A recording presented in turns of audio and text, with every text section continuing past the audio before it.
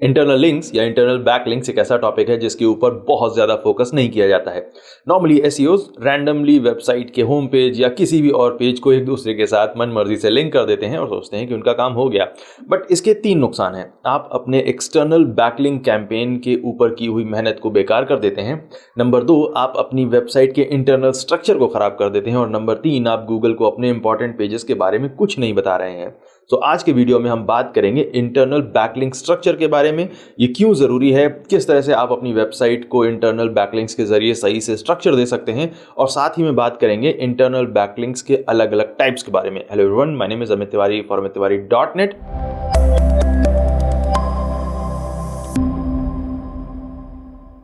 और आज की वीडियो में हम बात कर रहे हैं इंटरनल बैकलिंक्स के बारे में। घर की मुर्गी दाल बराबर मुहावरे का सबसे अच्छा एग्जांपल इंटरनल बैकलिंक्स ही हैं।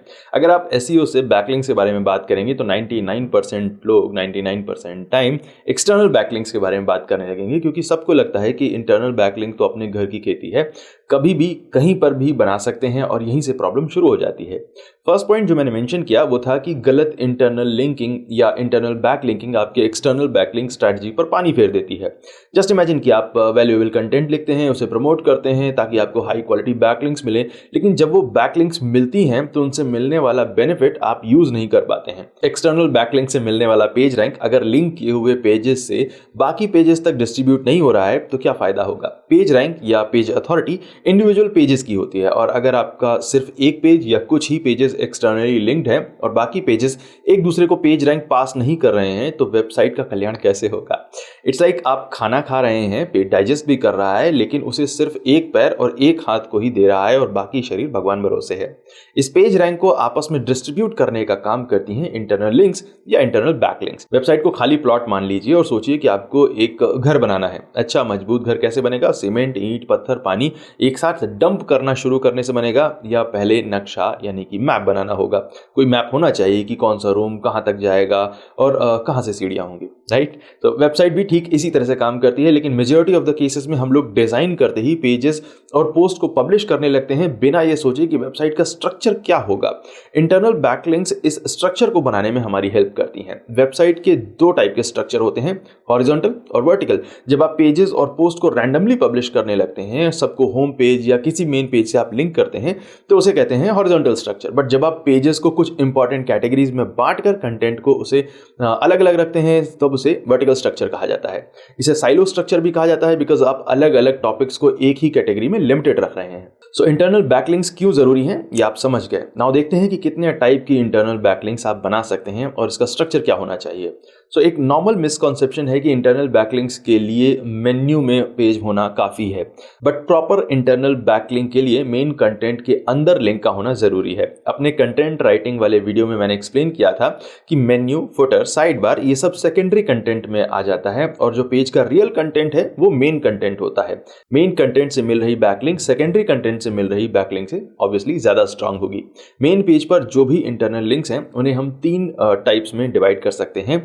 इस तरह का डिवीजन कोई ऑफिशियल नहीं है, ये मेरा एक्सपीरियंस है। कोई अपने एक्सपीरियंस से इसे कम या ज्यादा टाइप भी बता सकता है, and it's fine. Number 1, best quality internal backlinks जो किसी पेज के मेन कंटेंट में अबव द फोल्ड पार्ट में होती हैं। स्पेशली पहला इंटरनल लिंक सबसे ज्यादा इंपॉर्टेंट होता है। Number 2, medium quality internal backlinks जो मेन कंटेंट में होती हैं लेकिन पेज के बीच में होती हैं।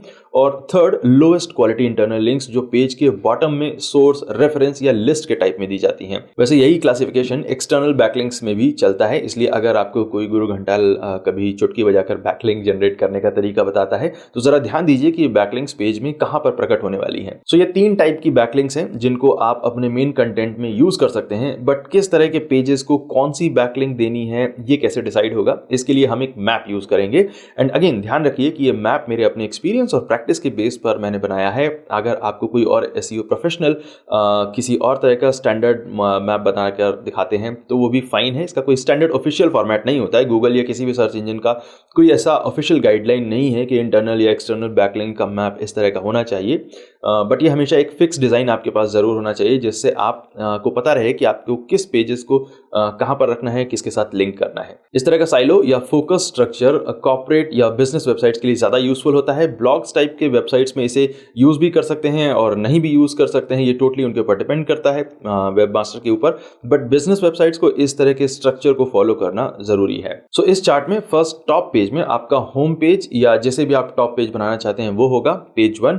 ये एक ही होगा। उसके नीचे लेवल 2 पेजेस हैं जिन्हें हम पेज 2 नाम से जानेंगे। पेज 2 आपके कैटेगरी पेजेस हो सकते हैं, मेजर टॉपिक्स हो सकते हैं, हब पेजेस हो सकते हैं। लेवल 2 पेजेस कितने भी हो सकते हैं और ये हमेशा लेवल 1 पेज के नीचे रहेंगे।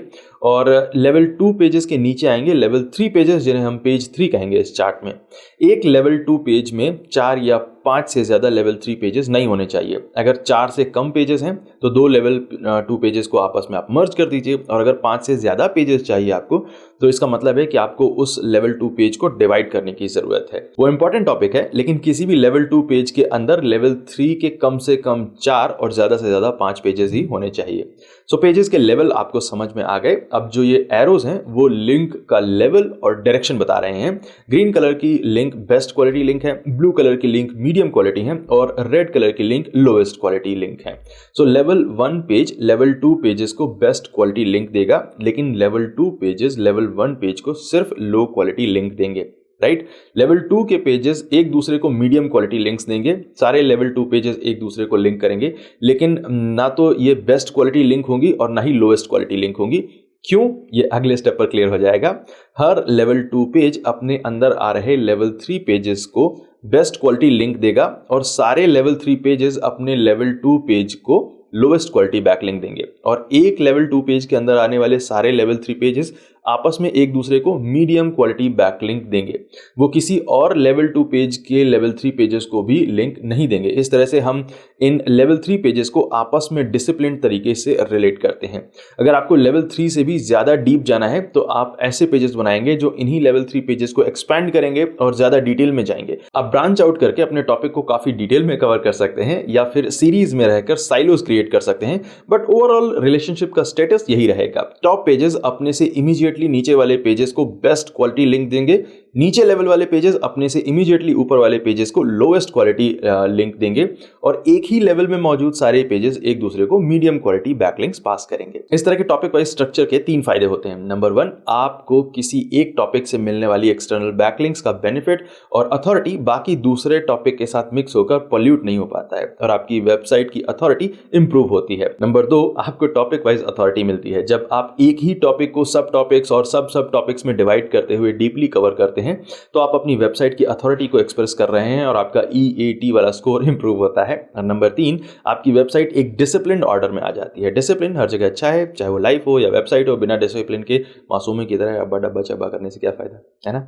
सो अपनी वेबसाइट का स्ट्रक्चर जरा देखिए, डिसिप्लिन करिए, अपनी वेबसाइट की जो पेज रैंक है उसको पोल्यूट होने से, लीक होने से बचाइए। मिलते हैं अगले वीडियो में। Thank you so much watching this video. My name is Amit Tiwari for amittiwari.net and I will see you next time. Take care.